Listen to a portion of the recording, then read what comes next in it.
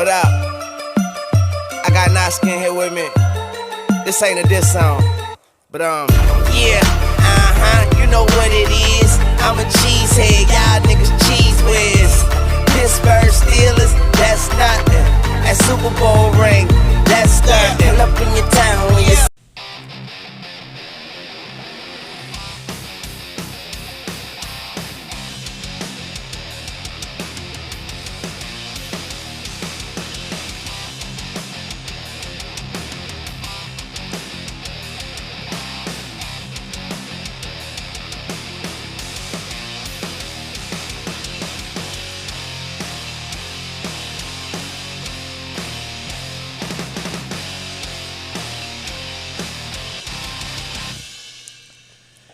Hi, everyone. Welcome to Packers Unscripted from Packers.com. I am Mike Spofford. He is the one and only Wes Hodkiewicz. We're coming to you here from our studios at Lambeau Field, and this is our final show of the week as we will take a break from recording shows the rest of this week over the holiday. So happy Thanksgiving to everyone out there. Hope you certainly enjoy a day with family and friends. But Wes, because it is our final show of the week, we might as well dive right into keys to victory here. The Packers are headed to play the Giants in New Jersey, Sunday, noon Central Time kickoff. The objective is to get win number 9. So how do the Packers go about doing that? I'm bringing up right now, Mike, NFL GSIS, the information system for the NFL. And I can tell you confidently right now the New York Giants are 32nd in the league when it comes to giveaways via the fumble. 15 lost fumbles, minus 11 in turnover differential this season. It's not very fancy. It's not this big, huge, massive take. The Green Bay Packers have been pretty good at points in this season taking the ball away. They need to do that. And the other thing is too, Saquon Barkley has been much maligned here the last month. People are kind of doubting where he's been at, if he's healthy, the issues they're having running the ball. The Packers can't allow themselves to be the comeback game here for Saquon Barkley. Yeah. He needs to stay on that same trajectory. 14 carries, 28 yards, 13 carries, 1 yard, 17 carries, 60 yards. I mean, this pattern he's been on, you can't allow him to break out because, as we've seen in this league, he's a young man. He has a lot of ability. If you allow him to be able to break one early, it's going to make for a long afternoon. So to me, those are the two biggest things in this game. Take the ball away. If the fumbles present themselves, the interception presents itself, execute on it, and then just make sure that Saquon Barkley doesn't run wild. Yeah, and with regards to those comeback players, I'll add that the Packers can't let this be Evan Ingram's big comeback game if he does return from the foot injury, which we will see as the rest of the week goes along. But we all know the problems the Packers have had covering tight ends in the middle of the field. Ingram is a guy that Daniel Jones would love to rely on. They'd love to build the entire passing attack around him against a defense like Green Bay's. So if Evan Ingram is playing, or really whoever is playing tight end, but certainly he's their most dynamic if he is healthy enough to go, the Packers have got to do something about it, Wes. I mean, we've seen Travis Kelce, Darren Waller from Oakland, now obviously Greg Olsen. Greg Olsen from the Panthers, and obviously George Kittle from the 49ers. Tight ends have been burning this defense, and the Packers have got to somehow, some way, find a way to put a stop to it and start that trending in the other direction here down the stretch. Yeah, because if you go back, independent of the Packers' own issues defending the middle of the field and tight ends this season, the last time New York's offense, other than some promising signs last year for Saquon Barkley, the last time their offense really was feared was during Evan Ingram's rookie season when he went off for 800 yards, had a bunch of touchdowns. Just really looked like this guy was going to be a decade-defining, era-defining tight end. Be what he looked like and him coming out of the first round and the ability to just jump right in there as a rookie. How many times have I said on the show how long it takes for those type of players, tight ends, to get it up to speed with the game, the speed of the game. Evan Ingram didn't have those issues. Yeah, he was high impact right away. But the issues he has had is with injuries, and I'm glad you pointed out Ingram, because a week ago at this time you and I were discussing, okay, well, if George Kittle plays, the Packers have to be ready for it. If Evan Ingram plays, you have to be ready for it, because as Kittle showed, even if a guy's coming off an injury like that, he's still George Kittle, and he could still burn you in the middle of the field. And really, that was the biggest, not to steal Wayne's phrase here, but dagger in that game, was that the Packers just were not able to mount the comeback they needed without allowing the explosive play, and you can't allow Evan Ingram to be that player. Yeah, I mean, I would say also with regard to this game, I mentioned, I believe it was on yesterday's show, that the Giants have been outscored 81-27 in the first quarter this year. It would really behoove the Packers to get off to a fast start in this game. You're on the road. Don't let a 2-9 team on a holiday weekend feel like they're going to be in the game, feel like hey, they can make a statement here by knocking off one of the NFC's contenders, all that. You have to jump on this team early, try to break their spirit a little bit, and then really just get back on track with what's been successful and what's gotten the Packers 8 victories this year, which is using the running backs Aaron Jones and Jamal Williams, getting that defense to take the ball away, as you were talking about, get back to what's won you football games. And that to me really is what this Sunday trip to play the Giants is all about. Yeah, and especially from the offensive standpoint you mentioned, defensively this year, Giants have had a really difficult time. And it's been kind of a pattern for them for about 3-4 years now, where the unit that in the late 2000s and even in early 2010s was really stout, could dictate the tempo of the game, had a lot of pressure, could take the ball away. They've really had none of that the last 5 years. And this year it's kind of seeped into that as well. So, yeah, from Aaron Rodgers and the running back's perspective and these offensive playmakers, this is where you have to get up. You have to be able to mount some offense and really give it to the Giants the way that they should be dominated when you look at this on paper. Mm-hmm. Again, you can't look past the opponent. How many times have I said that this week? But this is the type of game where you can't even allow them to be in the game, I feel, especially being on the road. You get this win, you host Washington next week, then suddenly you find yourself at 10 wins. You have to earn them. But the path to the playoffs, to steal a Mike Spofford phrase, is there for Green Bay. Well, I'd like to bring path to the playoffs back to Packers.com sooner than later. That didn't make an appearance last year, did it? No, it hasn't made an appearance. Well, actually, I thought in 17 you did it. I think the one, right at the game when Rodgers was going to come back from the collarbone, but then obviously the Packers were eliminated after that. But yes, I would like to bring Path to the Playoffs back to the website as a weekly feature down the stretch here. But I think it's at 8 wins. It's a little too early to be to go with that. But if you get to that 10 marker, that's the one you always talk about. And to be at 10 wins and then hosting the Chicago Bears at home in week 15, excuse me. Yeah. That's the path. And the Giants are interesting because they have played some teams tough, but they've just always been in a position this year where they've kind of, shot themselves in the foot at the wrong time. And it's cost them ball games. But I think last week showed against Chicago, if you play down to their level, they will mount a challenge. So for Green Bay, I think that's the biggest thing, just getting off to a fast start. We talk about it a lot, but they haven't done it in 2 of these 3 losses. They need to be able to do that. Yeah. I'm going to put you on the spot here in a second. Do it. But I'm going to preface it by saying that neither you nor I is an X's and O's expert. We don't coach this game. We've never played this game at any sort of high level. The Howard Swamico Rec League would very much disagree with you on that. All right. Well, maybe I had 3 sacks in flag football my last year. Maybe the Platteville Rec League flag football in middle school would count as well. Give yourself some credit here, all right. Michael. What I wanted to preface this with, though, is I know all the fans are asking, well, how do you go about guarding the tight ends? How do you go about defending the middle of the field? I don't have the answers, X's and O's wise. All I know is I think the Packers have got to try to find something different because what they have tried to this point is not working. I'm going to turn a question out to you about the offense because there are a lot of questions right now as to what is going on with this Packers offense since Davante Adams came back. The offense was better statistically all across the board. The offense was better in the 4 games that Adams was gone. Yeah. So what do the Packers have to do offensively with Adams back in the lineup to get back to where they were? And again, I say I'm putting you on the spot. Yeah, no, the thing I really liked from that Chargers game, I know that sounds weird, probably saying that coming out of my mouth with everything that went wrong, but we talk about adaptation, and Jason Wilde from The Athletic and ESPN Wisconsin and all the other entities that Jason works for right now, he did have an interesting story last week about Matt LaFleur, Kyle Shanahan, how they will like steal concepts from other teams. Yeah.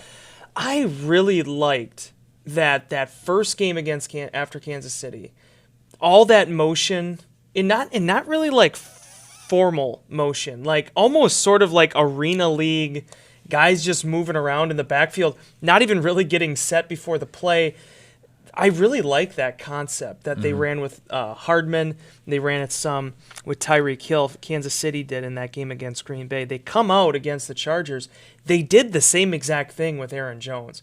I understand it went for a 1-yard loss on the catch, but I really liked it because it allows him to get open in space. And they haven't. That's the last time Aaron Jones, I think, has caught a ball, if I remember correctly. Now, the challenge here is that when they split Aaron Jones out now, you're seeing more safety cornerback help than you did when it was just a middle linebacker trailing him. You can't do that. He's proven his hands are too good and he's too fleet of foot. I still think there's ways you can scheme him open. And for as many times as Jamal Williams caught the ball last week, and mind you, some of that was in garbage time late, but he had 7 catches. You have to be able to put the ball in Aaron Jones' hand outside the numbers. Okay, I'm laying that out as like one thing. Because my original thought when Davante Adams came back is you have these 2 weapons, established weapons in the National Football League. That's going to be a challenge for defenses to figure out how to scheme against them. Now, they've played some pretty good units. San Francisco, there's not a whole lot that can be drawn out of that because I think San Francisco is the best defense in the NFL right now. But the games against Carolina and LA, I think there were opportunities there the Packers were not able to take advantage of. So whether it comes down to the game plan coming in, sticking to the game plan, finding different things that work for where the offense is at, that's the challenge for Matt LaFleur this week. It's a challenge of these offensive coaches in the weeks to come. But they've been more spread out. They haven't been doing as many condensed formations as they did early on this season. I wrote it in inbox this morning, on Wednesday morning. I just feel like you got to get back to doing what you do well. And I don't know in these last 2 losses if we've really seen that, if you know what I mean. Yeah, no, I hear you. I'll say this, and I don't like to get into schematic discussions too much. I just wanted to throw that one at you. When I look at the San Francisco 49ers game and what sticks out in my memory, that is one heck of a defense that San Francisco has. I take nothing away from them by any means. The 2 plays that stick out to me in my mind that really worked for the Packers and looked like they were the best plays they ran all night, the end around to Allen Lazard, and then the touch pass to Davante Adams going in motion that went for a walk-in touchdown. So it was as though, okay, so those plays worked, but then all the other times the Packers were running the motion and all that kind of stuff, the 49ers weren't biting. Yeah. So the times that they actually did give those guys the ball, those plays worked. So do you need to literally give those plays more of a chance to get defenses to just play you more honestly? Yeah, I'm throwing it out there. Yeah, and I actually did like. I mean, both of those plays, Mike, came out of those bunch formations we were talking about. In the Lazard one, I really liked because for the last 2 years, everyone's been talking about Allen Lazard being, a hybrid, type receiver, tight end. Yeah, line him up off left tackle and let him come around on an end around. We had that little screen up in the press box that shows you it must be a next gen stat for speed. Yeah. Allen Lazard, who by a lot of people thought he wasn't fast enough to play in the NFL. One of the reasons he didn't get drafted. He had the second fastest time on a play of any other player that night. 19.8 miles per hour was his peak speed on that play. Yeah, get that guy the football in those situations. I guess my point is, giving the ball to the receivers in those motion-type situations, maybe instead of doing it as a token thing, actually build more off of that so that the defenses really do have to honor it for the bulk of the game, and then maybe it opens up some other things against defenses like the 49ers that, quite frankly, look like they knew everything that was coming at them Sunday night. I really like that you mentioned that, because that was one of the things when I was looking at the box score last week going into this game. I'm like, wow, for as much motioning as the Packers have done, I think maybe Trevor Davis had 2 carries. I think MVS had 1 this season. They haven't actually fed the ball a lot to the receivers. They show it a lot. Yeah. They show it a lot, but maybe it's time to actually just actually run those and give the ball to those guys more often and make defenses play them more honestly in that respect. I don't know. And there is a lot of variation that goes into into all this, but when you think about it, you go back to a month or two ago with the Danny Vitale, wheel route out of the backfield, those type of things. Those are the things that defenses, once they see them, they have to scheme against them. And when you have more variation, when you have more unpredictability, that's when things really kind of open up. The problem the Packers have been stuck in the game against the Chargers and now against the 49ers is when you fall behind the way they did at halftime, now you're spreading it out a lot more. Yeah. Now you aren't able to run as much because the game situations definitely It's factor dictating. into how you go about things in the second half. But what's the difference, Mike? The Packers are 8-3. When they had those 8 victories, it's being able to get off to fast starts. It's being able to score off that initial possession. We could talk until, however long we want about certain schematic adjustments. If you get that first drive right away off the bat, that's what ultimately gets you set up for the remainder of the game. It's the first domino. It sets the tone, absolutely. Select Cousins Subs locations, Wes, are now offering delivery. Whether you're ordering, catering, or your favorite sub, they're delivering right to you when you order online at cousinsubs.com. Cousins Subs, we believe in better. Okay, Thanksgiving Day is right around the corner, and that means football. 3 games, early, mid-afternoon, and evening. Bears-Lions in Detroit. Quick thoughts? It's really emotional for me, Mike, that it's been 6 years since I've eaten that Thanksgiving turkey at Ford Field. Man, those were the days. Yeah, no. 2013, the last time the Packers played in Detroit on Nope. Thanksgiving. A very forgettable I've been football to game. 31 of the current NFL stadiums. There's only one NRG in Houston I've not been to yet, which I will check that box, hopefully, knock on wood, next year. The Ford Field's the only one that I make a beeline for the food. Yeah. Not because it's awesome, but because it runs out very quickly. Yeah, well, I was going to say I've covered Thanksgiving games at Ford Field in 2007, 2009, 2011, and 2013. I have yet to eat a bite of turkey at Ford Field.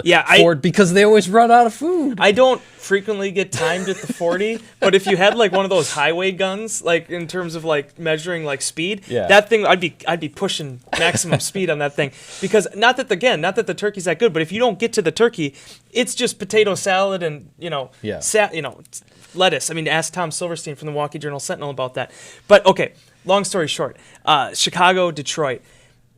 I don't know. It's interesting to me. I don't know what's happened the last few years where the Packers have not been put on Thanksgiving ever since the Brett Favre comeback game, because they played in 13 in Detroit, and it was basically every other year they were going to Detroit. Yeah, every odd numbered year, like I say, 7, 9, 11, 13, then 15 was the Brett Favre game here against Chicago on Thanksgiving, which was a rainy night, just like it is outside right now as we're taping the show. But yes, since 2015 now, the Packers have not played on Thanksgiving. It's like it's turned the world on its axis, and now they can't find a way to get back to equilibrium. No, but I mean, the Chicago, Jeff Driscoll, if he plays, David Blau is his backup, the former Purdue quarterback. To me, this looks like a game where Chicago should improve to 6-6. I don't see any other way around it. Their defense is still pretty good.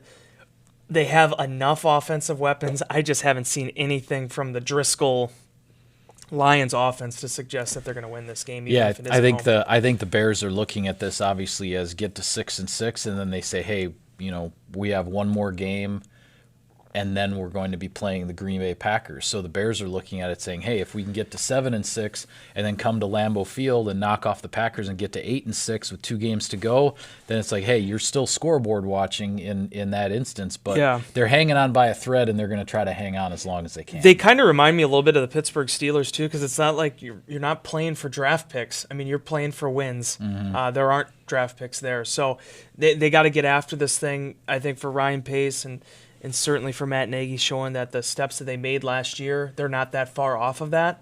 But let's be honest too, Mike, for Mitchell Trubisky, he's got 1 month here to show some real signs of improvement. He needs to make those strides. Yeah, no question. All right, game number 2 on Thanksgiving, the Dallas Cowboys hosting the Buffalo Bills.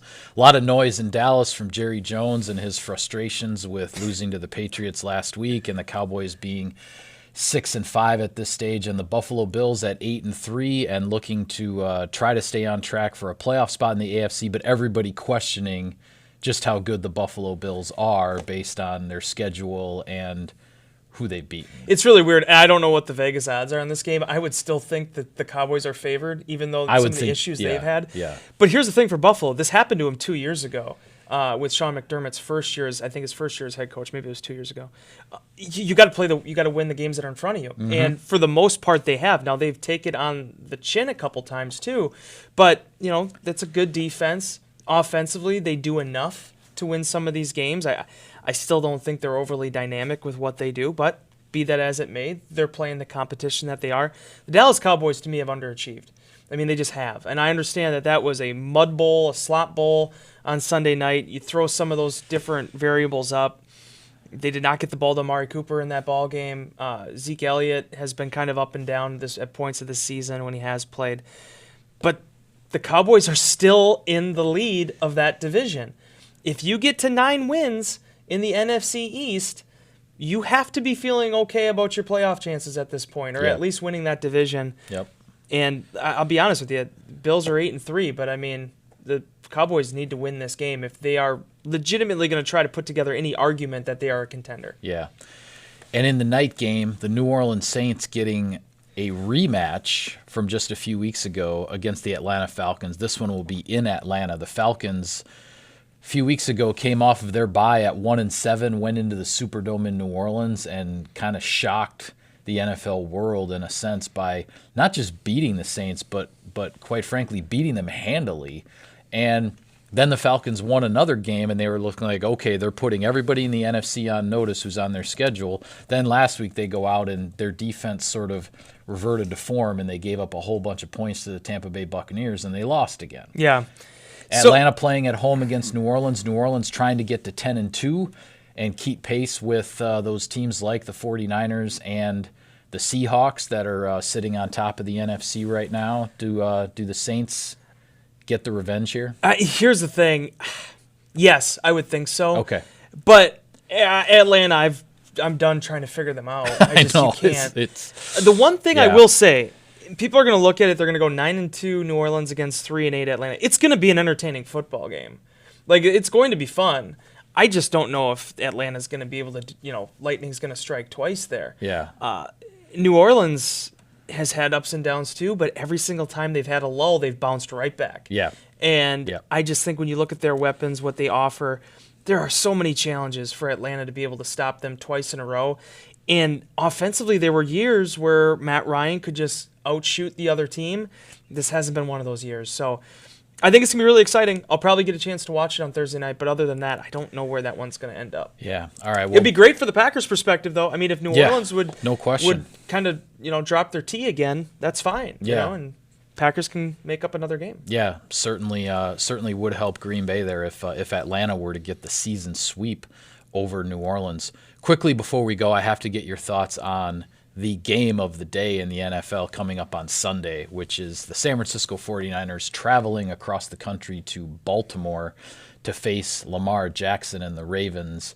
I'm really disappointed we're not going to be able to watch this game because it's at the same time as Packers-Giants. I know you and I will be, we'll be have a little try to have a little window up on our screen, on our computer screens, just to follow the play-by-play a little bit and see how the score is developing there. But what do you think of this game here, San Francisco at Baltimore? There's one matchup I want to watch, and it's Lamar Jackson in that offense against San Francisco's defense. Yep. Because, this is going to be something where you don't want to take these for granted, because it reminds me of 2014, where the Packers beat the Patriots. It's the last time the New England lost that season. Right. And we were like, all right, Super Bowl preview. And it doesn't work out that way. So you want to appreciate for what it is. There's a lot of things that can happen between now and February. And even though these two look like front runners in their respective conference, a lot of things can change. So appreciate it for what it is. And that appreciation is the hailstorm that Lamar Jackson is, and just the way he stresses defenses, the integrity that, your gap integrity has to be perfect, your fundamentals have to be absolutely perfect. Oh, and then by the way, he can hit you with a 1-2 punch with their backfield when the ball isn't in his hands. So yeah, they can play that road grading run game and just try to It's a beautiful thing to watch. Yeah. And San Francisco is as good as anybody when it comes to defense. I mean, they are on a historic pace right now. If they can hold it in terms of their passing yards allowed, they're on pace to have the fewest passing yards allowed since 1960 in the NFL, which in this age of Renaissance offensive football, exactly. That's incredible. Yeah, it is. Pittsburgh, or I should say San Francisco, Baltimore, just seeing who comes out of that slugfest is going to be really fun to watch. Yeah, I think or that's not going to watch be. in our case. Yeah, that's going to be. I'm definitely going to try to catch as many highlights of that game as I can. But for now, we do need to sign off on this edition of Packers Unscripted. Be sure to follow all of our coverage of the team, including Sunday afternoon's game against the Giants. It'll all be on Packers.com. Subscribe to us, like us on iTunes and other podcast services, and check out the Packers YouTube channel. Happy Thanksgiving, everybody. Thank you for tuning in. We will see you next time.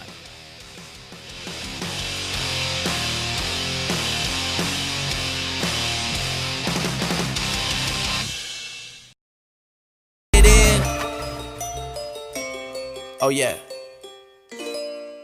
Young Moolah, baby.